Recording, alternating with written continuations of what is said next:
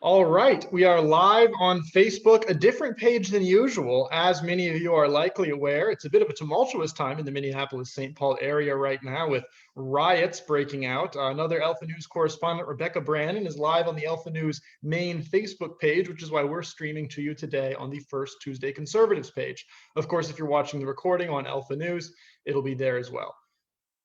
Well, I guess we're actually on the Alpha News page. I just got a message that we're on the Alpha News page, our usual platform, so that's very good to hear. Coming to you today in front of the backdrop of riots in Minneapolis.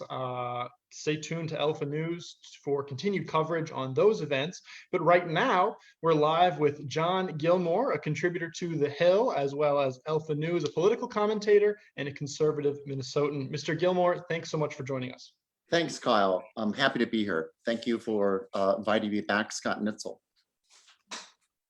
So we've got a lot to talk about today about nationalism and populism. And this is, of course, a subject that we've broached on the show before. It's come up in a debate that we hosted, and several of our guests have sort of bumped up against this topic, but no one's addressed it directly. So that's something that we're going to be doing tonight. But before we get into that, we have a couple of questions submitted from viewers, two of them. We're just going to address those quickly right off the front. The first is, Mr. Gilmore, what are your thoughts on the Jennifer Carnahan situation? Can we take the other question first? Let's take the other one first. What are your thoughts on the possibility of merging some of Minnesota's landmass with South Dakota?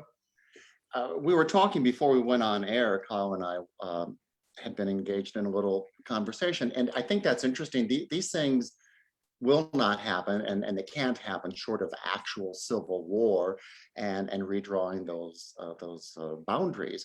But I think it speaks to people's sense or their understanding, and probably with a sense of unease. I know I have a sense of unease.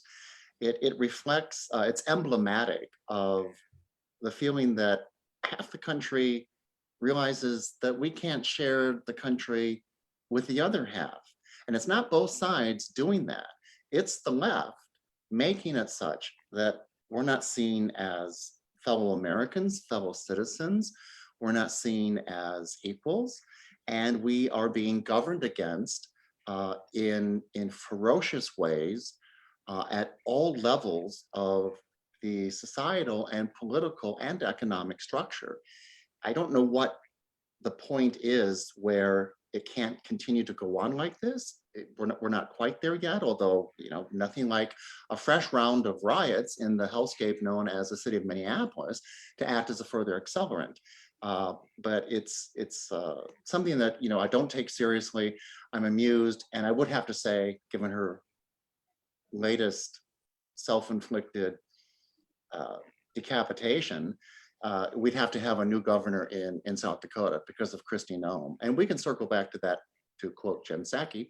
We can circle back to that, Kyle, because it deals with the absolute inability of conservative Inc. and the GOP small e types, and in Minnesota, to deal with the current issues of the day in a way that even vaguely reflects how they're thought and felt about by their base. And she wasn't alone. Asa Hutchinson, said, "Hold my beer," and joined in on the same sort of thing with trans. So that's the South Dakota, Minnesota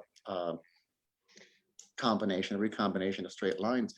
And I saw that Jennifer Carnahan, somebody tweeted out, Will Damon or someone, it was an innocent tweet, poor guy. I hijacked it and then people piled on.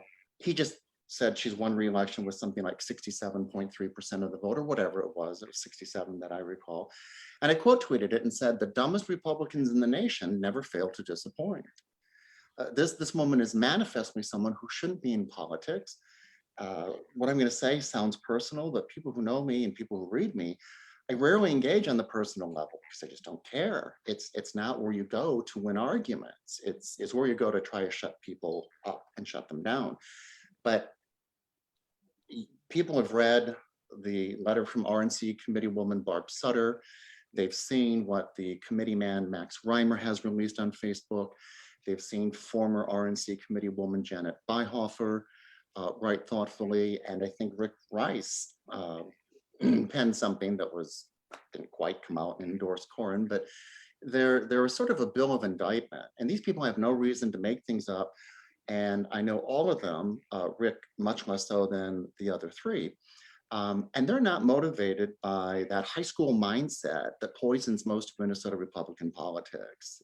There's a grudge from 10 years ago and they don't get over it. It's a mystery to me, born in that faraway state of South Dakota. I don't know what it is with Minnesotans, native Minnesotans. There's something not right. But that has plagued Minnesota Republican politics ever since I got involved in 2007 or 2008. And it's too bad, because we have to start somewhere in rebuilding the Republican Party. It's basically useless. And that obvious part would be with an effective, competent, and professional chair. And Jennifer Carnahan is none of those. In fact, I think she's a sociopath. And I was called a racist and a bigot by her long before it was popular. I wrote something for Alpha News. Really? Yeah, and only mentioned her in passing.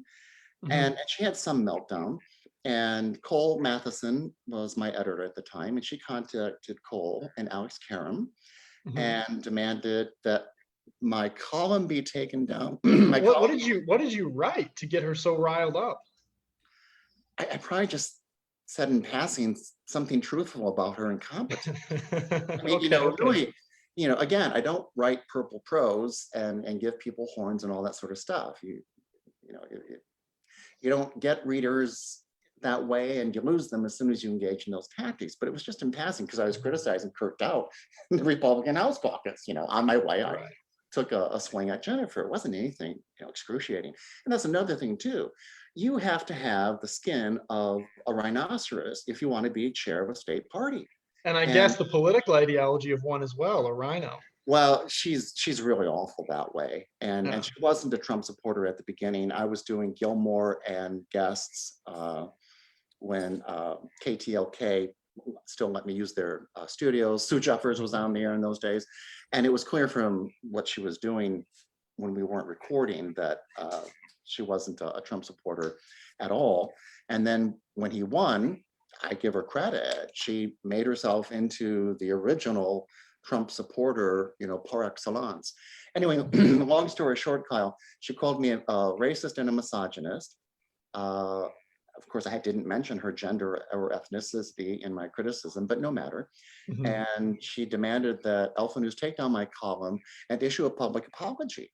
I mean, I have to say, she went whole hog. That was like kind of impressive in the egomania of it.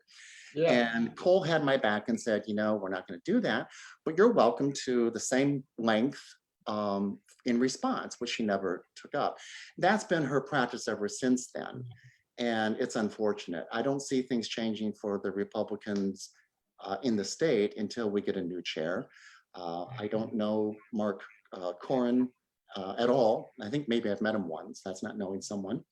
And I've heard mixed reviews about how he ran, but I give him credit for running. I'm never going to. I always give people credit for running, because you're not going to see John Gilmore on a ballot of any kind, because I wouldn't vote for myself under any circumstances.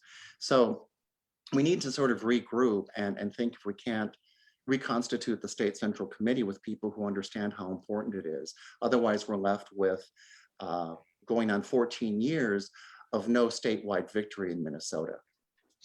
For those of us who are just tuning in, we're on the line with John Gilmore. He's a contributor to The Hill, Alpha News, a political commentator of all sorts here in Minnesota. We're talking with him about the state of the Republican Party broadly and how that applies to Minnesota specifically. John, one thing I want to circle back on is this idea you mentioned of sort of the left and the right being two separate nations within one country. And that is why you have people calling for, the division of Minnesota as a state and all sorts of other theoretical changes. These theoretical measures aside, what are some pragmatic steps you think the right could take to reassert our humanity as we're being treated as second-class citizens by the left? Well, I think that's a good question, Kyle. And the first thing that comes to mind is we have to wake up and realize that it's been a uniparty for most of our lives. We simply didn't know it. We were given the illusion of a choice of consequence between the two parties. Increasingly, there are some important distinctions. I don't want to go too far. Mhm. Making a bunch of places states packing the Supreme Court. Those are very important, so I don't want to sweep too broadly. But on balance, as it affects the lives of the average American man and woman, they're identical. CPAC, I have a particular loathing for it. I'm glad it exists. I don't want to drive anyone out of the forum, but it doesn't do anything. It gives an illusion, it's thumb sucking, and it can be very expensive thumb sucking depending upon which package of Matt and Mercedes schlap that you buy. It's cringe. And they didn't even talk about immigration at the last CPAC, hello. And the people on the right need to understand that there is a realignment finally within it's a beginning within the structural portion of the Republican Party with the working class, and it's long overdue. But CPAC 2 years ago, the major sponsor was Google. I mean, I give up. If you can't see what's going on, if you can't see when your own challenging organizations are being co-opted from the inside, then I don't know how to help you. Again, they probably don't do any affirmative harm, but they certainly don't move the needle. They don't take any risks. They don't redefine the narrative. They don't bring up verboten topics that people are desperate to talk about. But the cathedral, and for those who don't know the term, the cathedral was a concept invented by somebody at the time named Moldbug, anonymous. He's actually known now as Curtis Yarvin, and he's an interesting fellow. He's on Substack. Everything he writes though is about the length of War and Peace, and I haven't figured that out. I've never finished one. It's like, here, have 15,000 words, and I'm like, what, I don't know. So the people on the right, especially in Minnesota, need to understand that if someone running for re-election in the House or the Senate, the State House, is saying, yay, I got 100% voting record with the Chamber of Commerce, they're part of the problem too, because the Chamber of Commerce is the enemy of the American people. And in 2012, it was like another lifetime ago, I remember engaging with Ryan Winkler, far left. He's now the Democratic Majority Leader in the Minnesota House. And he was talking about wage stagnation. And I said, that's a good point. It is. People were, in 2012, Kyle, people were like, are you a traitor? And I thought to myself, this is it. I've lost what little of my mind I've managed to hang on to thus far. I said, why are wages being stagnant the province of one party? And you can obviously understand when you pull on that thread that both parties in a meaningful sense have been captured by the corporate powers, by big tech, by big pharmacy, the big military industrial complex. And it's interesting that you see these things changing. Just look at Tucker Carlson tonight and you see who he has on.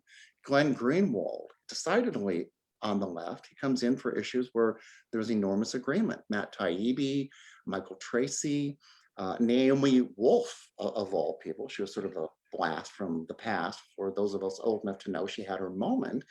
And I think that's sort of illustrative of how some people on the right are trying to rethink things in a substantially different way, which also would include the topics we like, Kyle, nationalism and populism, both of which are demonized almost as forcefully by the institutional right as by the progressive left. And you should ask yourself, well, why is that? Before we jump wholeheartedly into discussions of nationalism, populism, which I want to do, I want to ask you something. A lot of people throw around the term controlled opposition with sort of varying degrees of seriousness. You paint a pretty scathing picture of these right-wing institutions like CPAC and perhaps the GOP itself as being controlled opposition.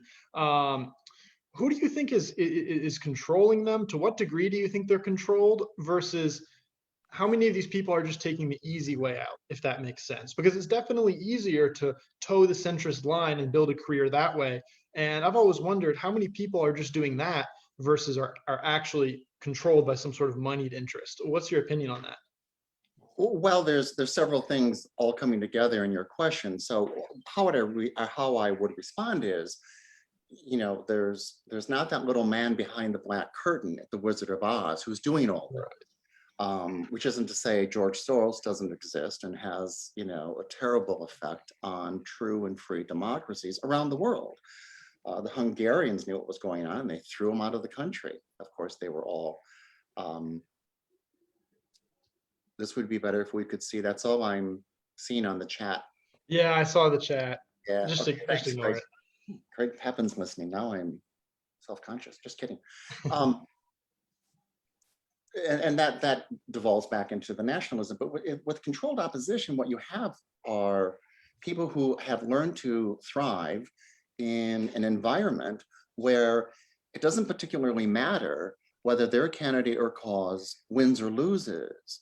They have a business model, certainly Minnesota Republican politics, the MNGOP small e, they thrive in an environment of failure.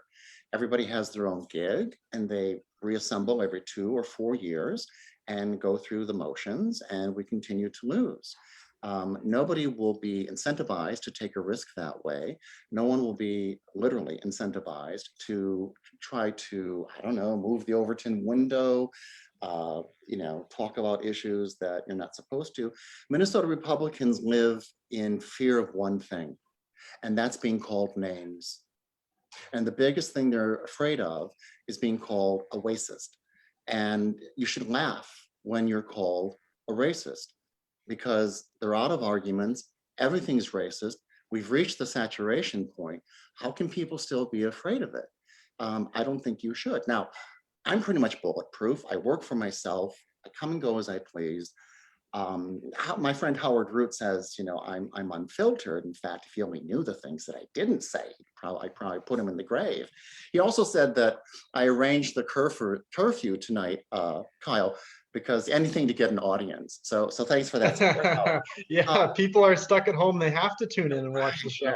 Yeah, Maybe you're the little man behind the curtain pulling all the strings, making it all come together. Yeah, that's right. It's Svengali. But let me quote something from an article that I would recommend to listeners of this podcast and people at First Tuesdays and people who enjoyed the content of Alpha News, whether video or print. And it was from The American Mind. Now that's the website for, or that's the Claremont Institute political website, The American Mind. And it's terrific. It was from March 24th, called Conservatism is No Longer Enough. And in passing, I couldn't help but think of Minnesota Republicans and Republicans writ large. Quote, a cynic might suppose that many elements on the right have made their peace with and found a way to profit from the progressive project of narcotizing the American people and turning us into a nation of slaves. It's a terrific piece. Some of it is kind of over the top, but I think sometimes you need to throw the mark further than you actually want people to go, so that they at least go halfway in that direction. You sort of overspeed where you oversell. And I think that's to the good. It ties into some other things too. I mean, what have the institutions of conservatism conserved in the last 30 years? We have 2 Republican governors, one in South Dakota and one in Arkansas, who aren't brave enough to protect our children from chemical castration. It's mind-boggling. And then Asa Hutchinson, ran to the New York Times to say, we need to be a Big Tent, we need to be tolerant. We don't need to be tolerant. We don't need to be tolerant of degeneracy. We don't need to be tolerant, because then we get drag queens reading to our children, and we're kind of screwed because, you can't say no. What sort of principles are they that consistently and routinely end in our defeat? Well, they're ones that should be gotten rid of or rethought of dramatically. That's my take. And it's not revolutionary. Maybe it's reactionary in the good sense, because you see what's not working. You're not just going off of an outlier like Trump in 16, but you're looking at 2 or 3 decades of decline of a population, tens of millions of whom are functionally illiterate. I mean, literally. Yeah, they actually cannot read. Yeah. And but they vote. And you see the demographic change, which there's something called, I don't know if you've heard this term before. I don't mean to insult you either. It's called the celebration parallax. That's when something, when it's talked about by the right people, is really good. Yay, it's cheered and everyone's happy and, pats on the back all around. But when the wrong people talk about it, then it's really bad. So Racial identity is a perfect example. It Certain is. people are encouraged to have one. Other people, if they do it, it's considered terrorism. Right, exactly. White people are the only ones who cannot have Right. racial identity right now. And do you know why it's just right now? Here's the dirty little secret, everyone. Minnesota reformer, maybe they're listening to this. I don't know. They've got this freelance nut job who tries to take people out. His name's Logan Carroll. I'm sure he's a nice guy. Yeah. But it's a very weaponized, aggressive outlet that has, bullseyes on all of our backs. When the left, well, to finish the identity politics thing, whites can have their own racial identity and legitimate racial consciousness when we're in a voting minority, but not until then. Okay, we're in the voting majority right now. If we voted like blacks did, or not as much lately, and that's that they're late to this. People are just figuring out the Hispanic shift in 2020 towards Trump was really something. It was real. It was legit. And guess what? It's nationalism and populism, and it's not identity politics. But all that being, in the Asians, I mean, I call all of these little the coalition of the fringes. Somebody's once described the current left as. And when you take out white people, you take out the white boogeyman. It's Lord of the Flies. Quick.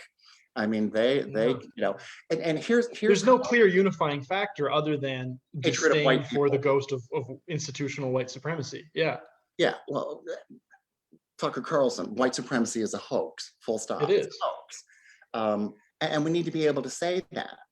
And simply sticking up for white people, it's happened to me. I've lost count. I'm accused of being a white nationalist or a white supremacist. I'm not a supremacist of anything except maybe really good coffee and chocolate and champagne. That's about it. I'm pretty, I like to eat in holes in the wall and no pretense. The idea that anyone who wants to have a white identity, you can't even post, remember, it's okay to be white. This is perverse. I mean, this is really perverse. The idea that anyone in any significant number on the right who happens to be white thinks of us in terms of superiority is simply a manufactured myth that still hasn't been worn out yet. But I'm kind of done with it because it's nuts. No race, no matter which shade of God's children in this country or on this planet, is superior to another. Newsflash, this isn't news. And nobody really believes that on the right, but we are treated daily to the most egregious and appalling characterizations and treatments of white people just for being white. And we could talk all day and we wouldn't say anything new though, Kyle. And I have a hunch that a lot of people listening to us want to hear someone say that because the penalty is pretty high. But I've been to this rodeo before. It's getting a little tiring because it's the same set of clowns and bulls that come out. And I got called a Nazi before Trump was elected. I mean, I'm kind of ahead of. That's impressive, honestly. You were way ahead of the curve. Yeah, and I'm a Twitter guy. Facebook is from the devil, and you just can't be afraid. You can't be afraid of standing up for yourself in whatever ways you see yourself as a mother, a father, a child of a marriage, a community of people. The largest macro, of course, being white. There's nothing to be ashamed of, and we have to understand how toxic this is, because when you condition a population to demonize another group, that's not just a trial run or a practice. And after January 6th, and certainly with President Dementia on January 20th, we now have the intelligence and law enforcement apparat at the highest echelons weaponized against us. We're called domestic terrorists. Why? Because you voted for Trump. And I think we have to be aware of the stakes because it seems so impossible and over the top. And Gilmore, did you have too much coffee today or something? And that's really not it, because when you assess everything in toto, these are really serious times with potentially some really unfortunate and serious consequences. Again, I don't like to steal ideas. I don't think it's new to Tucker, but people will recognize it, I think, from him. When you demonize people consistently and with no recourse to push back and say, wait a minute, that's slander. I'm none of these things. My people are not that. I don't believe this. You can't speak for me and put these terrible words in my mouth. If you keep doing that, but with no recourse, it's like a pressure cooker without the safety valve, then you really do radicalize people. Because the worst case scenario is that they start to internalize those messages. You tell a group of impressionable young children, you are evil, your ancestors are evil. They're eventually going to start embodying legitimate evil. You can't just tell somebody that they are lesser and that they should be ashamed for years and years and years and not expect that to change their behavior. And what's even more terrifying is that this is occurring when the group that's being demonized, white people, are still in the majority. How do people think white people are going to be treated after 2045, after 2050, when they're no longer the majority? Then they're just going to be a minority. Will they still be a scapegoat? Will they still be hated for no affirmative action for you? No affirmative action for your children, Kyle. Right. It won't reverse. It won't magically reverse once whites are a minority. Well, it'll accelerate, and they'll be without any legal recourse. And we have, unfortunately, and you don't hear it covered much anymore. Isn't it funny how some things just vanish from the news? It's not. I can think of a couple stories that have done that. Absolutely. Yeah. We're lied to constantly 24/7. We're awash in lies. Pravda and the Soviet propaganda industry has nothing on American media and American media and culture, the cathedral. Look at South Africa. You couldn't even bring attention to white farmers being murdered. Lauren Southern did, Katie Hopkins did, a couple of others, without saying that somehow you're racist for bringing that up, when in fact it's the ultimate in racial hatred to kill someone because of their skin color. These things have consequences. It just went that far in South Africa. So we have to find some way on the right to try to slow and arrest this and then to stop it. And I don't see much by way of political leaders at present. It's very dicey for anyone with an election of a certificate of election, because you know that the media is going to frame it in the most destructive way possible. Emphasis on the former, Congressman Steve King of Iowa is a great example. He's America first. He's not ashamed of being white. He prefers traditional values. He thinks the future can only come from a man and a woman and perfect sexual complementarianness, also known as children. And he happens to be right. That's the only way we get the future. And how many holes in his head must he have had to go to the New York Times of all places for a hatchet job of an interview, which they then spun as saying he believed in white supremacy. I mean, posit for you for a moment, one of I don't know, 50 or 100 people in a nation of 330 million who actually are white supremacists. You think they go to the New York Times as their first choice? And he didn't tape record it. And none of his colleagues in the House supported him. They piled on. The Liz Cheney's piled on. She's got a set of admirers among Minnesota Republicans. It's enough to make you throw up on your shoes. It is. Yes, it's like, really? Okay. We still have, I used to be a neocon, kind of incredible. And once you have that red pill, you can't ever go back to it. And you see it for what it is. You have people like Darren Beatty on Twitter and on a variety of platforms, Revolver, who's really calling out the military industrial complex, the espionage, the NSA, CIA. I mean, we're being spied to. As soon as we finish this program, this show is going to be on a server farm run by the NSA somewhere in, Idaho. It's just the way that it works. And so you see conservatives, I was one of them, really hoping, against hope, that President Trump would pardon Julian Assange or Edward Snowden. And that's a sea change in terms of how the traditional political polarities used to assess things. And I don't believe that left-right works anymore. I write at minnesotaconservatives.org, all spelled out. That's where Cole Matheson and Alex Karam found me, and they said, would you write for Alpha News? And I was flattered and tickled and had a great run, and it was about 18 months. So I'm not any longer a contributor. All my stuff can be still found there. And with the exception of one column, I was able to write about anything that I wanted. And I don't think that's bad, because no publisher in his or her right mind would say, Gilmore, we'll publish anything you print. Well, I had an old friend from college over, and she had mushrooms, so I tried it for the first time, and I went down some rabbit holes, and I'm not sure we really went to the moon, and I don't know if everything about the Holocaust happened, and I don't know. I mean, just stay with me. Maybe the Earth is flat. No one's required to publish that. So this was taking a swipe at Charlie Weaver in the Minnesota Business Partnership, and I understood the rationale behind it, and so I published it on my blog. So I had a very satisfying experience with Alpha News, and I even had to tell people third or half my age who based Stickman was back in the day and things like that. Oh, yeah. I think I share a first name with him. Isn't his name Kyle? Kyle Chapman. Yeah. There's been a lot of high-profile Kyles involved with riots in the last couple of years. I don't know. Weird. I know. Yeah. That's the Illuminati or something, right? Probably. Yeah. Right?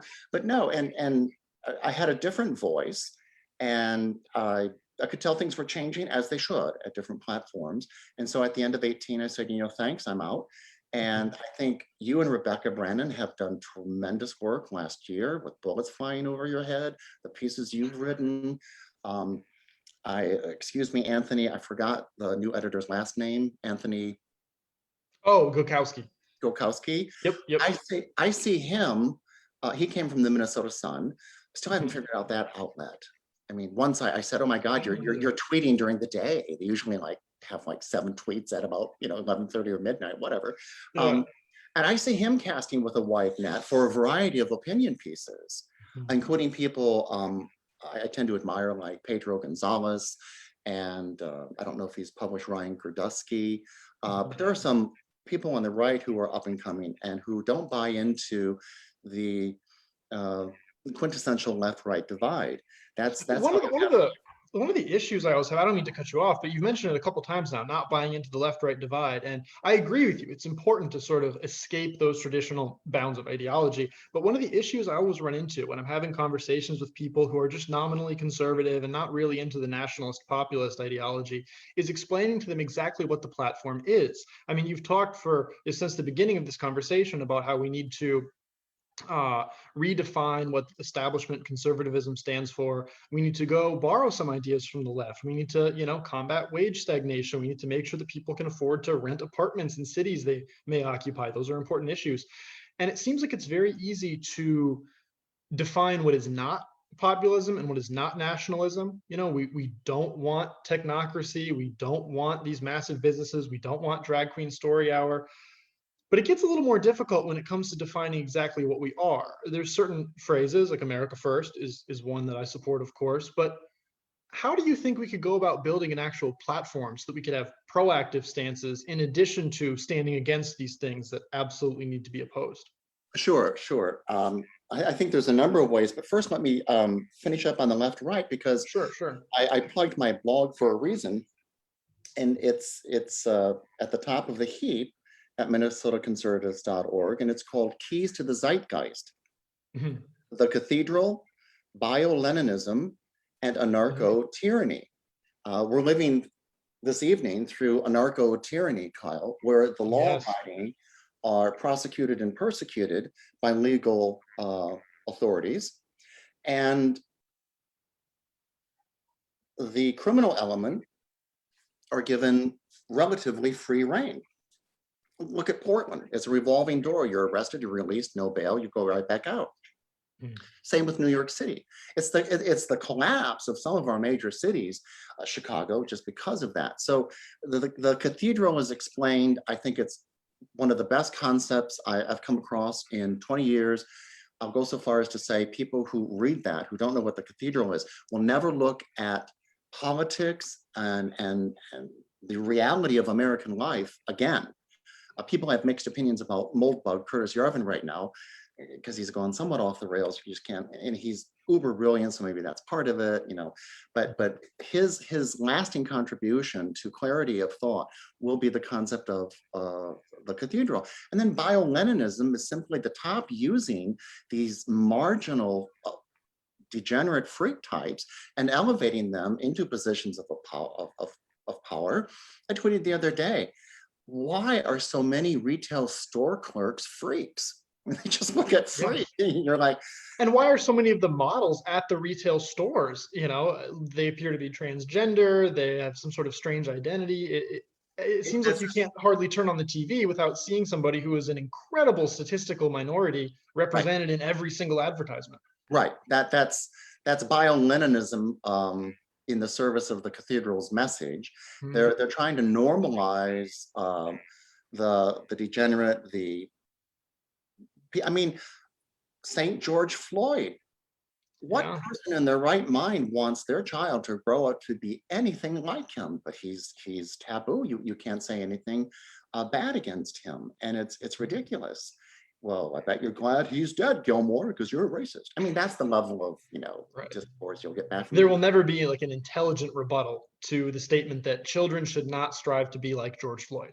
Exactly. And no one will ever offer an intelligent refutation for that because there isn't one. Children should not strive to be drug addicts. Let's even out the racial scorecard. Nor should they grow up to be John Wayne Gacy, right? I mean, there you go.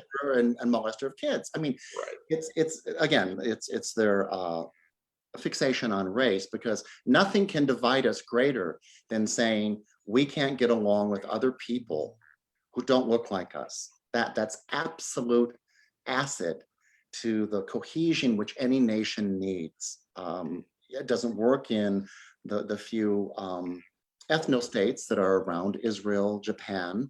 The Poles and the Hungarians know exactly what's going on with multiculturalism and don't want anything to do with it. We're an overwhelmingly majority white country. It's our country, we built it, it's our ancestors, it's our history, it's our future, it's our families, it's our children. And you can go take a hike to be very exceedingly polite. And so the final term is anarcho-tyranny. And that is, remember the McCloskeys, that couple with a very nice mansion in St. Louis? Dude, the St. Louis, the guy had the old school Vietnam AR, the woman had the Walther PPK. Well, you know your firearms. I do indeed, yeah. I really don't feel safe anymore and have to terminate this interview. You might be triggered, yeah. You know, and that's the other thing too. It's like, where did all of these mentally damaged people come from, and why do we have to take it as our reality because of their unwellness? I mean, I've seen a lot of these people sort of genesis their state of being damaged. I've known people from my high school days that, you know, we look back 5-6 years later and now they're like incredibly damaged. I grew up in the same city as them. These people have physicians for fathers. They've come from very wealthy, affluent, stable backgrounds. And yet if you look on Twitter, you would assume that they escaped some torture camp at the age of 6. It's really incredible the way people rush to these strange mental illness identities to fit in with the bio-Leninism. Yeah, it really is sort of breathtaking when you consider it in toto. So the cathedral, bio-Leninism, and anarcho-tyranny are new nomenclature. They're new concepts and ways of thinking about things that I think anyone would benefit from understanding, because you can see them being played out every day of the week. And the example that I gave of bio-Leninism was the Minneapolis City Council. It was like an outtake from the Star Wars bar cantina, right? I mean, it's a menagerie of freaks. You know, it isn't very nice of you. I'm not here to be nice. You know. Yeah. You could go. So the left-right divide and nationalism and populism. Let's start with populism. It's fairly simple, where we should have an economy and we should have a culture that allows you and your wife to be both educated without crippling debt, get a decent, satisfying, engaging job, economically allows you to buy a home, and commence having children. Mhm. There's no magic to it, but this economic system is geared entirely in reverse. It's a buzzsaw. And, I'm at the tail end of the boomer generation. Somebody called Steve Saylor an apostate boomer, and I like that. So I've kind of stolen that for myself. I'm an apostate boomer because I tell people, 5 years either side of me or even greater, they don't understand why millennials hate them. And it's Right. incomprehensible to me. These are smart people, they're successful people, they're not freaks. And I have to sort of walk them through this wasteland that young people now are forced to grow up in, and how difficult it is to make ends meet, let alone get ahead. And you know, you can come at it from any number of ways. And people do, I think, on our side, the more serious people who are thinking it through are trying to look at how you can have an economy. And this is something that is so boomer, but that's all that Minnesota Republican politics is a boomer mindset. Most of the 20 and 30-year-olds I've met or I know I've crossed paths with have this incredible boomer mentality. It's And it like, doesn't make any sense because the policies that these people hold actually harm them because they're not equipped to deal with the economic realities of America. They're not equipped to deal with what I predict will be a second housing crisis, but they hold these beliefs that would have fit in well in the economic climate of the 80s. Yet they're 20 years old living in 2021. It doesn't make any sense, but they no, just adopt it because that's what the status quo is. And there's no home in the traditional political spectrum for anything else. They just end up joining the Republican Party. they do, and they continue. It's like new blood ossifies the pre-existing structure. How does that work exactly? That's not the way it should work at all. It's You very know, strange. It and a doesn't lot. work like that on the left. On the left, the new blood comes in and you've got this whole generation of democratic socialists. But on the right, for some reason, there's no room for progress. Well, exactly. And the left never punches left. That's why before I went on air, I really don't like to punch right. It's what we do in Minnesota, particularly too much. And we need to, total up our wins and losses from elections and campaigns and what have you that are in the past, and just, write them out. And go forward. We're not nearly as unified, unfortunately, as the left is in this state. And what I see in the 20 and 30-year-old boomers, they've got and they aim low. God forbid you have high expectations, Yeah. but maybe I can be a staffer with the House or Senate caucus. Maybe I can be a lobbyist after I do a staffing gig. Maybe I can be a staffer to a city council member or run for city council myself, which is good to run for city council, but not with that outdated, to my mind, mindset of boomerism, because they don't understand at a basic level that it's run its course. Who came up with the term zombified Reaganism? Mhm. I see 30-year-olds talking about Reagan, and it would be wrong, but you kind of want to slap them because it's Yeah. like, good grief, this isn't going to do it. That ship has sailed. That was for that time, and there's very little. In fact, Scott Greer wrote a piece recently on Revolver about Mhm. how this desiccated, worn out mantra of Reaganism is killing us. It's keeping us from doing what we need to do. So economically, the populism aspect is simply you should support those things that create conditions which allow young people, and by young people I mean married families, to flourish. So you got a small tsunami of, we can't give people $2,000 checks last year. It's socialism. And because 2020 was the year that it was, I, who was called a sad and hateful man by Ilhan Omar, and promptly put it in my Twitter bio, thank you. Yeah, I've seen I, that. I It's quote very funny. tweeted her. I quote tweeted her and said, "Of course, in 2020, it's the first time that I agree with her." And all her tweet said was, directed to Speaker Nancy Pelosi, the president said he'd sign a clean bill giving everyone $2,000 stimmy checks. Let's do it. And Mhm. and so many on our side couldn't see that. Mitch McConnell couldn't see it. That never happened before the disaster of the Georgia Senate elections, right? I mean, and so there has to be some sort of cleansing. Purge has entirely the wrong connotations. There needs to be some sort of molting, maybe, of the old skin, like some creatures do. And we have to understand that the economic dynamism can't be addressed reasonably by the outdated modes of thinking. It's almost a Cold War thinking, only in economics.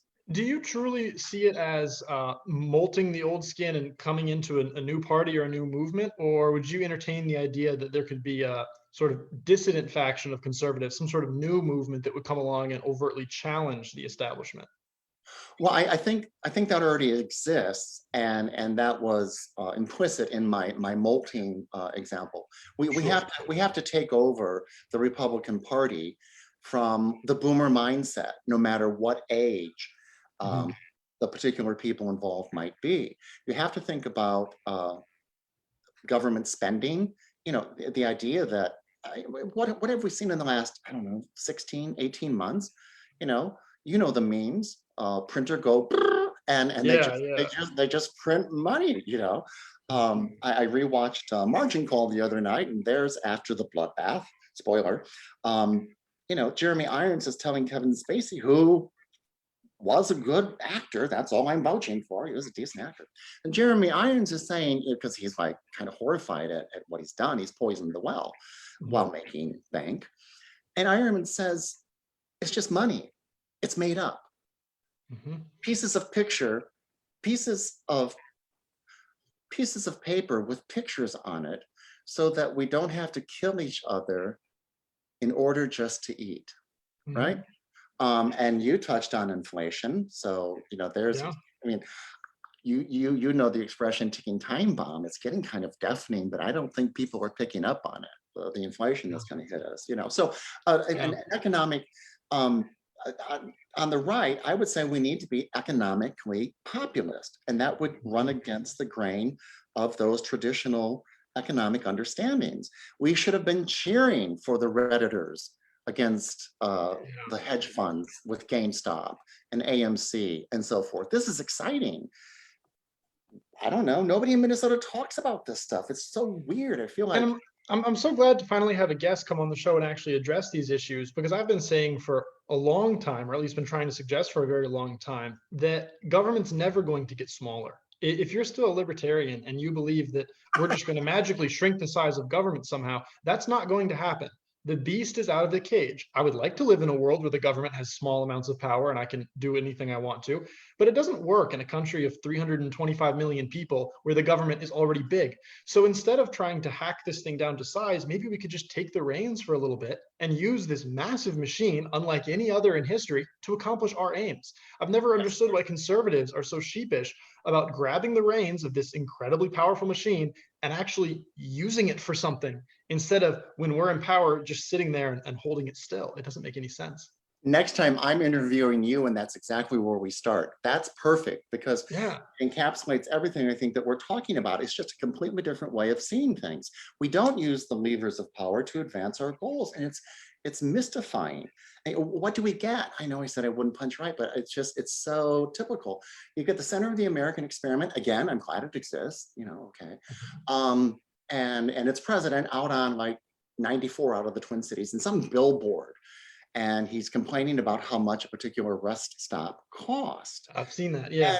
But it's so cringe and boomer. It's like it overstates the obvious. It's indefensible just to spend that much money on a public hygiene facility, and it Mhm. does nothing except make people, I don't know what, feel good or write checks to the center. Yeah. Joe Sobran, before he got ran out of politics, said about Conservative Inc., it was all a game or a way of making a living.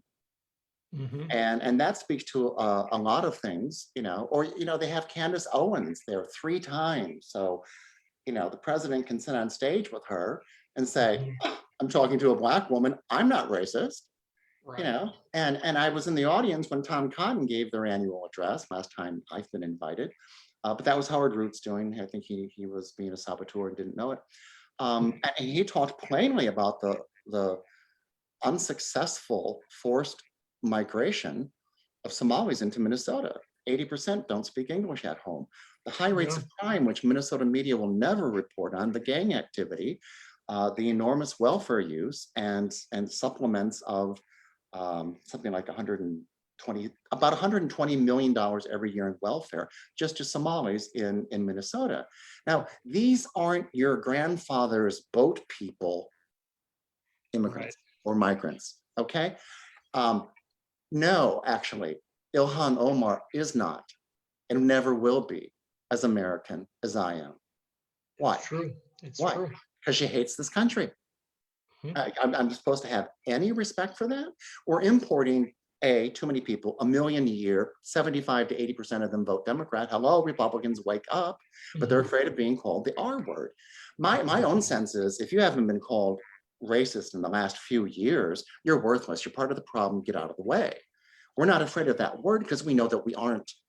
And Right. those people, for whatever reason, don't have the self-confidence to withstand that. And Well, again, and we know that the people who will actually hate you and who will actually vote against you or be dissuaded from listening to your viewpoints because you were called racist, they're a lost cause anyway.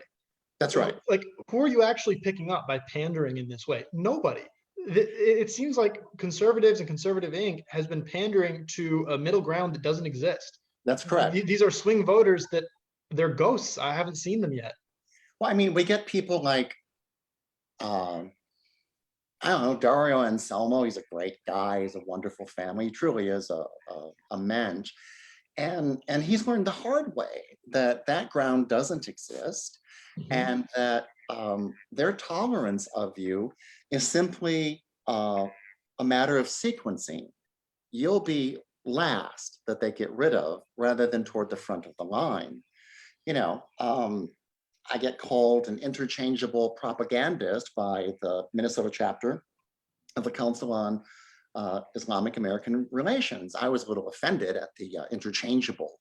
You know, I think I have a distinct voice, love me or hate me or somewhere in between. But you just can't be afraid of that. I joke that, you know, I'm Minnesota's leading Islamophobe, which when I take a Muslim friend of mine to the airport to go to Istanbul on the 24th, I'm going to tweet out and say, please tell CARE that I'm taking my Muslim friend to, you know, get his flight to Istanbul, great city, love it, because they've blocked me and so on. And that's what happens. You stare them down and you aren't diminished. You don't do the equivalent of crying, whatever that is on the right, feeling sorry for yourself, or terrified under the bed covers. And you stay in the fight. You try to be thoughtful. You treat everyone with respect. I went around. I had a couple of gigs in 18 through Action for Liberty, Jake Duesenberg's group. I know, strange bedfellows, but you know, it's Yeah. situational allies, and they were trying to run an anti-Ellison gig. So I had to. I even had my own tracker. I mean, I'd arrived, right? Oh my God, Mhm. I'm so important to send a tracker. And I was Mhm. talking about Muslims in Minnesota. I was talking about Islam because I think that's where the discussion needs to happen. Mhm. Islam is, by its own tenets, completely and fundamentally incompatible with the West and with small L liberal societies. It's just a fact. And Because they'll take over the small L liberal societies. right. There's sort of this common understanding among people that have been born through the Western canon that I'll do my thing and you do your thing. But then these people come in here from a totally different culture, a totally different philosophy. The left acts like they like to understand other cultures, but clearly they don't, because they don't understand that these people will come in here and take advantage of your lenience and use it to impose their own beliefs because they have a desire to do that, even if we don't. And it's impossible to condition that out of them. It's their own philosophy. And if you were truly going to respect other cultures, you would acknowledge that, okay, we're fundamentally different and we need to explicitly address and reconcile that or not reconcile it if it's not possible. Exactly. No blasphemy laws in the West. I get to mock any god or none that I want. And guess Yep. what? You get to mock my mockery of those religions. It's just, you know, as the kids would say, how we roll. But you're exactly right. The fatal mistake is we tolerate Islam, which itself is the definition of intolerance because it's been Mhm. sanctioned and ordained by God. There's no further or higher appeal. It's set in stone and it replicates the same way in each Western country that we've seen. In England, for example, there was a city called Rotherham. For a decade, 1,400, 1,500, almost 2,000 young women and girls were groomed and systematically raped by Pakistani Muslim gangs. And why did the authorities turn a blind eye to these women and girls for a decade? They were They were afraid of probably being afraid of being called racist. racist. So Yeah, I spell it WAYCIST, racist. So yeah. when we talk about the power of races, it I think we're of a similar mindset here, Kyle. We go, yeah, nice try, next. And it Mhm. doesn't really bother us. It kind of comes with the territory. But for a lot of people, it still can be fairly paralyzing. And you know, I won't go into an example, but A let me lot of just people say can't there's seem to a lot of people can't seem to entertain the idea that they can hold broad beliefs about societies and how they should interact and how they should exchange populations, and then also be a decent person to individuals. I mean, that's very possible. People like you and I recognize this. I will never treat anybody badly as soon as I meet them based on the color of exactly, their skin. But exactly. I will hold beliefs about That's right, how cultural exchange should right, occur. I right. will believe that we shouldn't replace the population of America because it won't be America anymore. But I'm not Exactly. going to go out and America is spit on not an somebody on the idea. street. America is not Exactly. an idea. America's a people. It is with traditions and customs and a history. All of Right. it should be celebrated. And what do? We see the left take down Confederate statues, not because people like us wanted to join the South in the Civil War, but because it's our history and we understand.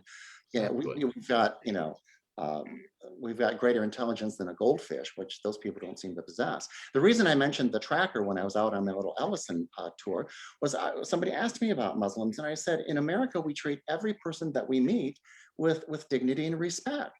I said Mhm. that's just a given, which is why I like to have the discussion at the higher level of Islam, because it's not personalized then. Um, you shouldn't make anyone uncomfortable and all that sort of thing. But that's when the tracker turned off his recording. So I Mm. called him out and I told the audience, I said, you notice what he's done. He's not, he's going to get me somehow into a narrative of Muslim hater, Islamophobe, and that sort of thing, a caricature, and they'll literally not tape. I know media disingenuousness comes as a shock to you, Kyle, but they won't. They won't tape that. Let's touch on nationalism because I was wildly optimistic and hoped we could keep it just to 45 minutes because I Yeah. do think things should be shorter rather than longer. But I think we're talking about things, at least from my vantage point, that haven't been discussed much on the right in Minnesota. Here's And what I think we should do though. Just given our time constraint, I think we should broach the topic of nationalism. Absolutely, kind of get your definition of it briefly, and then I think we actually have an opening on the show later this week, or if not, we will next week, and we can maybe come back and do another segment about nationalism specifically, if that's something you'd be interested in. sure, I'm at your disposal for whatever topic you think would be of interest to your viewers and listeners. Sure. Yeah, yeah. So let's just really quick run through nationalism. How would you define it? Would Well, you see it? I'm being a little clever here because you, thank you very much, Kyle, Mhm. just gave us that definition of nationalism, right? Yes. It's not a boogeyman. It's not terrifying. It's love for your nation, people who constitute that nation, Mhm. and their history and their values and their successes and their failures. And it's a desire to pass that on to your children.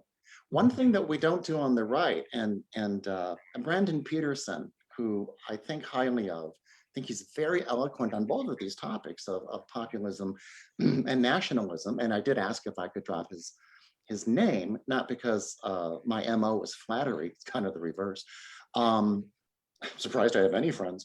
Um, he made a really interesting point, which is that in terms of economic populism, which means concomitantly culturally conservative, Yes. you know, I don't want to be awash in a nation of hoes twerking.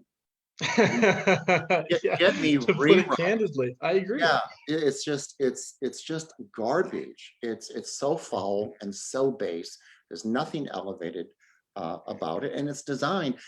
Lots of different commentators. This sort of cultural Marxism and the degradation of men and women, of human sexual activity itself, which used to be sort of resplendent and written about in the Renaissance and so forth, it can be sublime. No other activity brings the future in. And now it's just, Pornhub and gain weight at home and keep ordering out, DoorDash, what have you. Bug life. Yeah.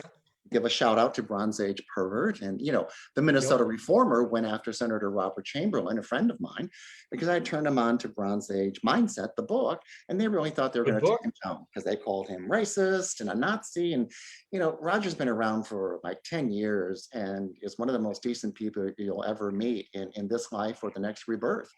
And the media, the other parts of the media in Minnesota, knew that that dog wouldn't hunt, So it's the same thing too with nationalism, Kyle, because when you frame it that way, people will say, well, that's just Third Reich stuff. I mean, they immediately go to the tired, exhausted, worn out, you might off yourself if you hear it one more time, Third Reich. But that's intentional because we see the globalism that has infected the West.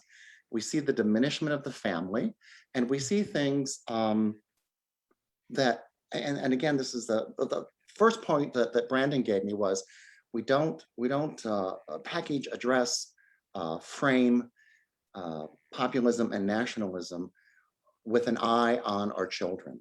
That gets people's attention. That usually gets most people attention. Either children you're raising or your grown children who may be beginning a family of their own.